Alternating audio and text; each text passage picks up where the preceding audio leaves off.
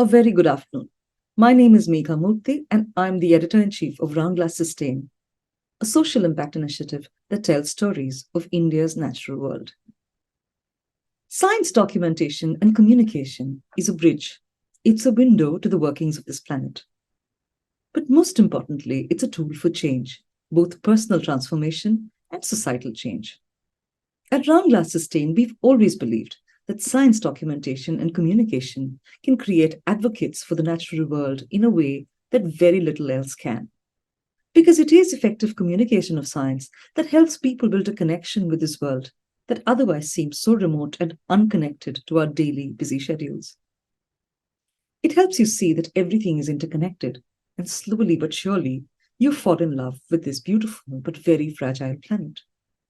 Today's film, Echoes of the Swiftlets, highlights the work of two incredible scientists as they tackle challenges to study the Indian swiftlets in the mysterious sea caves of Vengurla.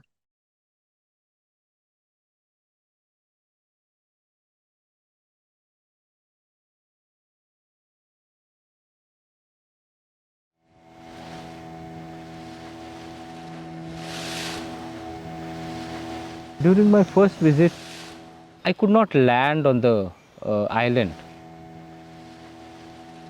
because of the high waves in the sea. This happens very frequently if you are there in a bad season.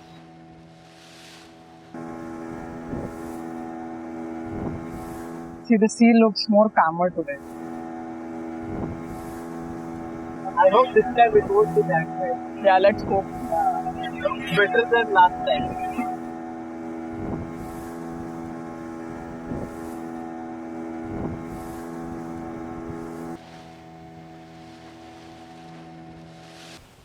Yeah, you can see them flocking. Yeah. Hey, they're still chasing each other. Yeah. When I first heard about Vengurla rocks, I just thought, they are like, normal islands like Andaman.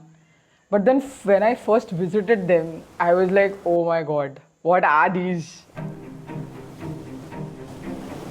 Because the landing points are very few and it's very difficult to land or get into the boat from the island.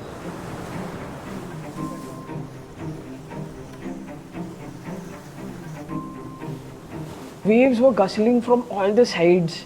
There were barnacles everywhere. We had so much of luggage, like all the bags with very expensive equipments.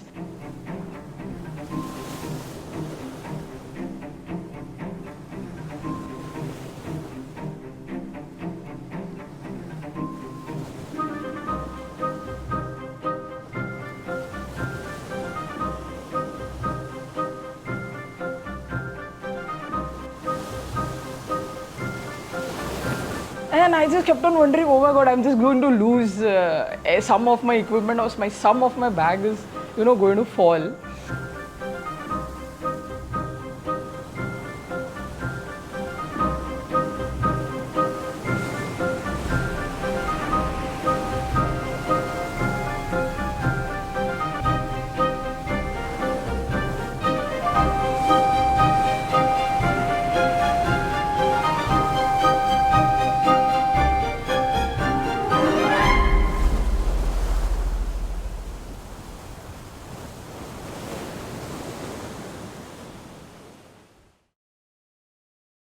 After working for more than 15 years with edible nest in Andaman, I was always excited to know what is happening to the other species in Western Ghats of India. Then I learned that the species has its biggest colony in the Maharashtra, and which is on a offshore island.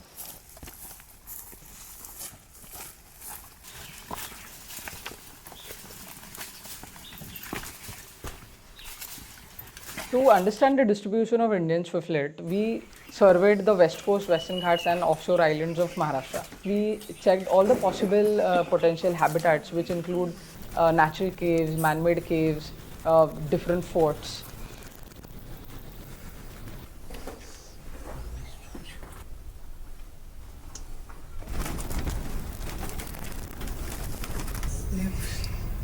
So after surveying all the possible potential habitats, we confirmed that the breeding colonies of Indian swiftlet in Maharashtra is only on the sea cave, which is on the burnt island, and other colony is on the old lighthouse island.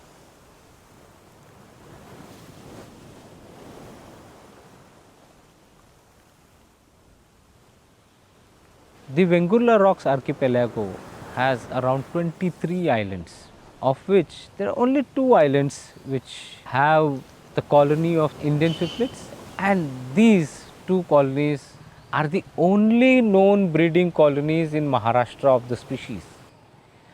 That's why they are very, very important.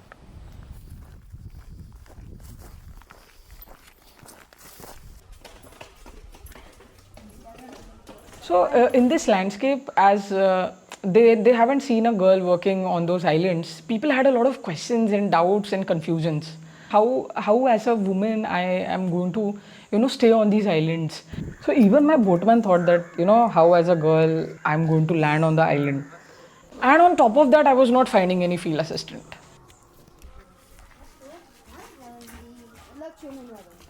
One day, when I was leaving for my fieldwork from the jetty, one old woman just came to me and she just cornered me once. And then she just asked me that, okay, you take all the food and water and all the necessities with you, but then, okay, what do you do about the loo thing?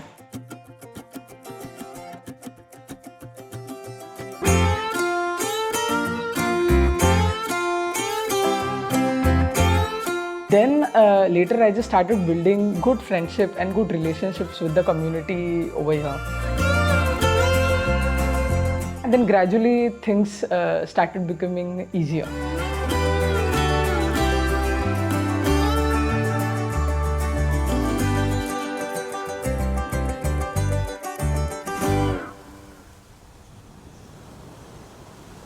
It was completely different world for me, because what I had seen till now was all limestone caves, and this is a sea cave.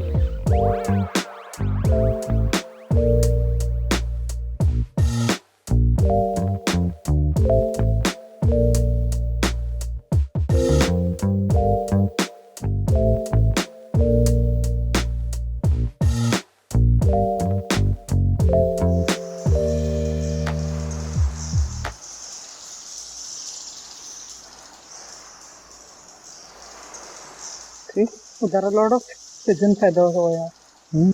So I mean, this is the most important energy source inside Other caves. than guano Other than of these guano. birds, Indian swiftlet is one of the type of edible nest producer. So there are 2 type of edible nest, white edible nest and black edible nest. Since Indian swiftlet uses feathers with its saliva, the appearance of the nest is black, and that's why they are called black edible nest. Whereas you take edible nest swiftlet, which is found in Andaman Nicobar Islands of Indian territory, they make their nest completely of saliva, 100% saliva. They don't use any admixture, which makes the appearance as a white opaque appearance of the nest, and that's why they are called white edible nest swiftlet. Imagine you are a 60 kg person and you have to spit 60 kilos of saliva. How much energy you have to spend on that? So same thing happens with these birds. 2 10 gram of birds, they spit 10 gram of saliva, and that takes 60 to 90 days to do that. Though they have an adaptation of enlarged salivary gland during the breeding season, they had to get a lot of protein source, they have to get a lot of energy and spend a lot of energy to regurgitate that saliva.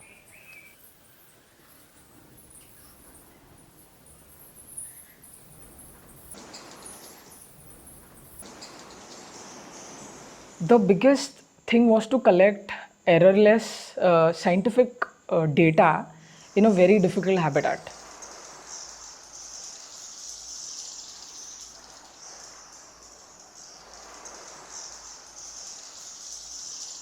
This guy also had photographer. I think they This are was photographed. this one, that one. Yeah. Yeah, here also a lot of Here nests there were used to there. be many earlier. Around 40, 50, I think. Yeah, we have very Nests few were now. there. I mean, they just come in direct contact of rainwater. Since almost no information available about the species other than its population trends, which is also like outdated, more than 15 years, there are no surveys about the species, it was challenging for me to design the study.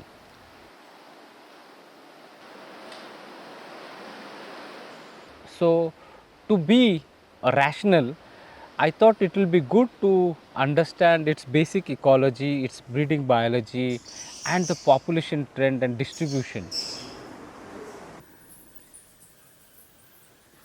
So I just thought, okay, this is just like a cakewalk because the same method we used in Andamans.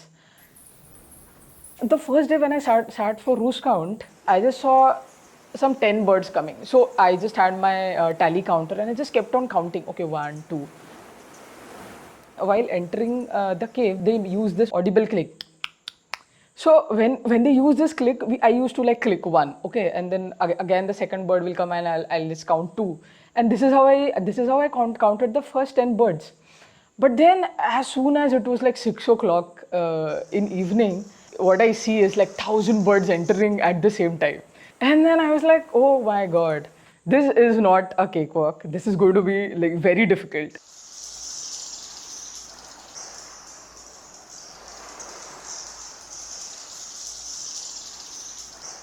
Thousands of birds inside this cave. That's what makes it a very, very different place.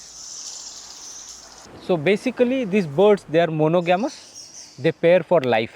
That's what is known about them. And this pairing doesn't break unless something happens to one of the partners. And that's the reason it gives us a freedom to count their breeding population just by counting the number of nests. So it's basically one nest is equal to one male and one female. So two birds make one nest, and the number of nests you just double it, that is the number of breeding population.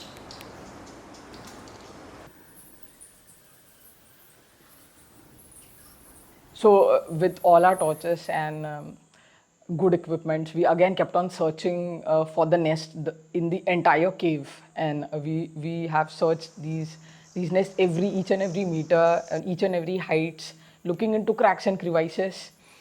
I mean, we just made sure that we don't lose any nest, like while counting.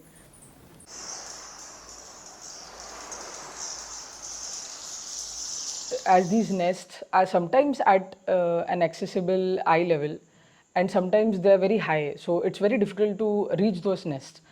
We have improvised on a technique by sticking a mirror to a bamboo stick, and using this method we check all the nests in a colony.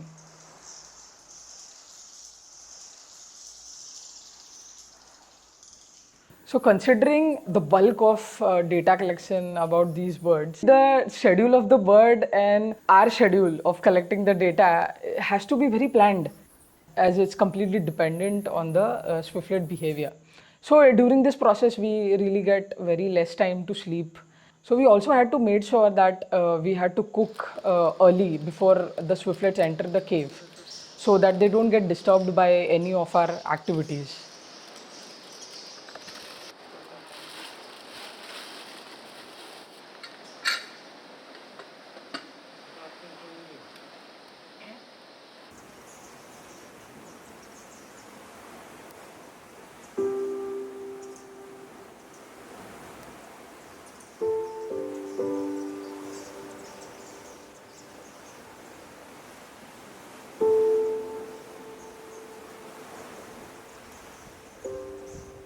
At night, when once the birds are settled and all the birds enter the cave and get settled on their nests, then at around like 10 o'clock at night, I used to go inside the cave without any lights.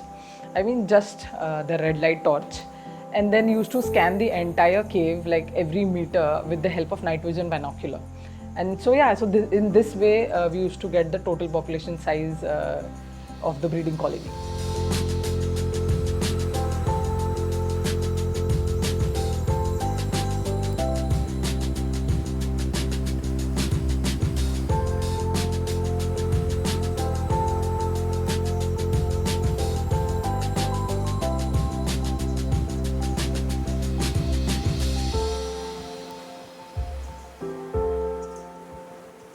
character of this particular type of species is they can echolocate, they can navigate in dark, which only oil birds other than swiftlets can do.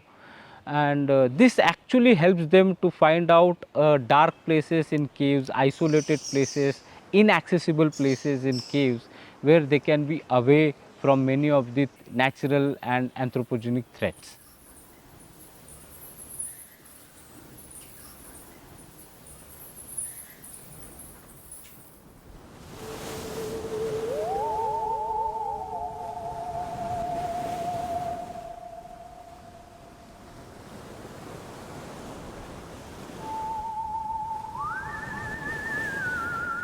The old lighthouse island is a entirely different story.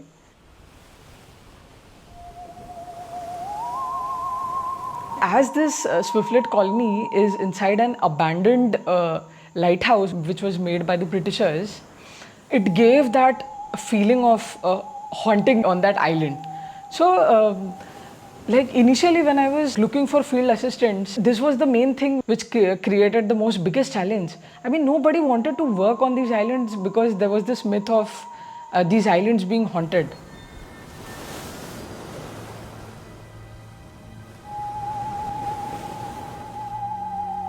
So when I first visited this old lighthouse island, my subconscious mind always had that story inbuilt. I mean that this island is haunted, so I have to be really, I mean, cautious, careful while I'm walking, in dark.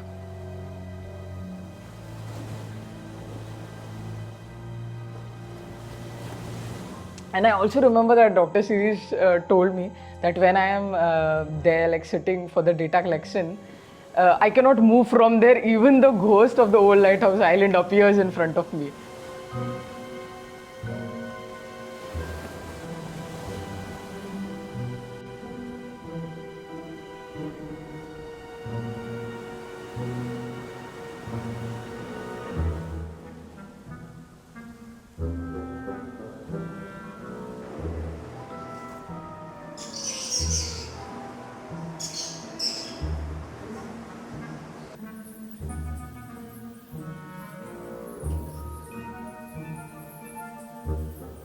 One of the interesting thing is when they have chicks in their nest, they bring something called bolus, which is actually a ball of saliva with lot of insects, and these boluses are fed to the chicks.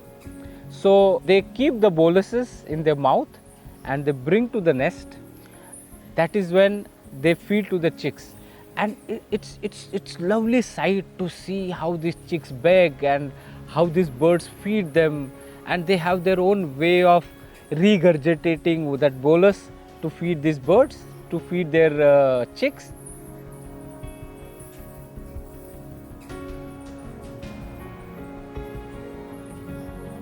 We still don't know in that dark area how this particular bird navigates its own nest and understands the begging behavior of its own chicks.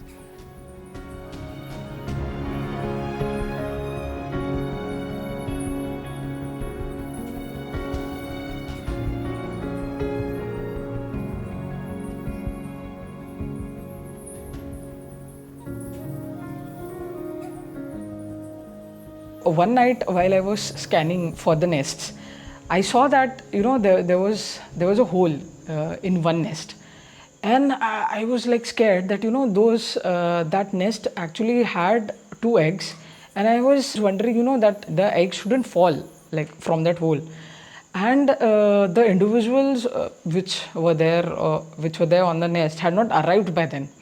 So once this individual arrived, these birds, they just strived the whole night to just repair that part of that nest.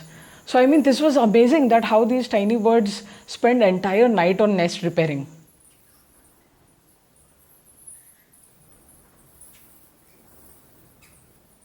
Indian swiftlet belongs to the Apodidae order. Apodidae is basically, in Latin they call it like no legs. Pode are legs, and it's not like they don't have legs, but they have weak legs, but very strong claws. The strong claws help them to hang on the wall or any other surface. However, the weak legs doesn't allow them to land somewhere, because once the bird lands, it has to take a force from the legs to take off, which they cannot do, and that's why they are called apodidae. And that's the reason you don't see them landed anywhere. This is a misconception among people, like they see swallows or martins landing somewhere, and they just look at some characters and they call them swifts or swiftlets. But remember, swifts and swiftlets, they never land anywhere because they have weak legs. They can only hang to the surfaces near their roosting place or nesting places, or they will be generally foraging on the wings. So they are highly aerodynamic birds who live on the wings or hang on the claws inside the caves or near their breeding places or roosting places. These birds, they forage above canopy, they feed on the small insects. So sometimes they are called aerial planktons, sometimes they are referred as aerial insects. We initially scanned the entire region of Sindhudurg, and then we found that these birds are foraging in the 30-kilometer diameter from the burnt island and from the old lighthouse island. So in this 30-kilometer diameter, we found diversity of habitats which these species was using. So habitats such as mangroves, forests, coconut plantations, then mango orchards.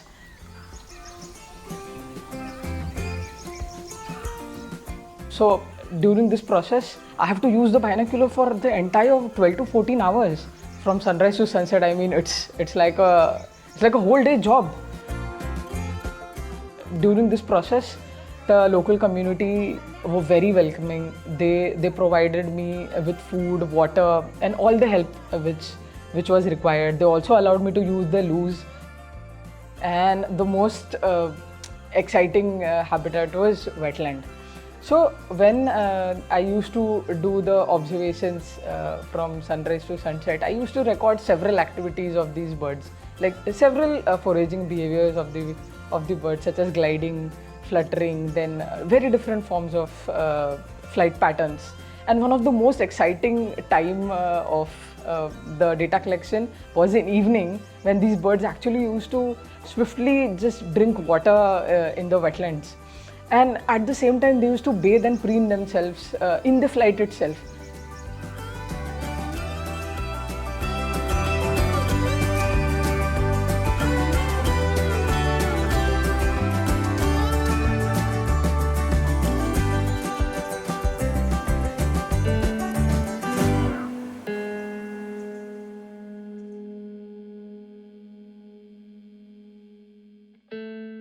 You know, I have spent hundreds of hours with these birds.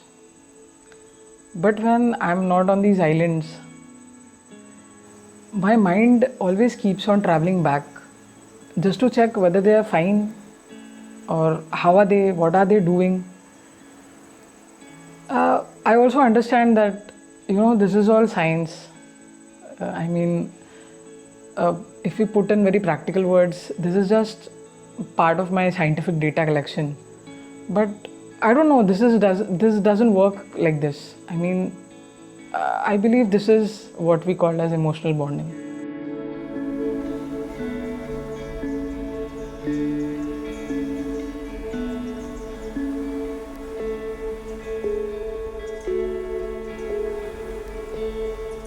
Every time when I return, I ask myself what I have come to know about this species, and I feel nothing. There are so many questions unanswered, so much to learn about the species. That's what brings me back again and again, and the journey goes on.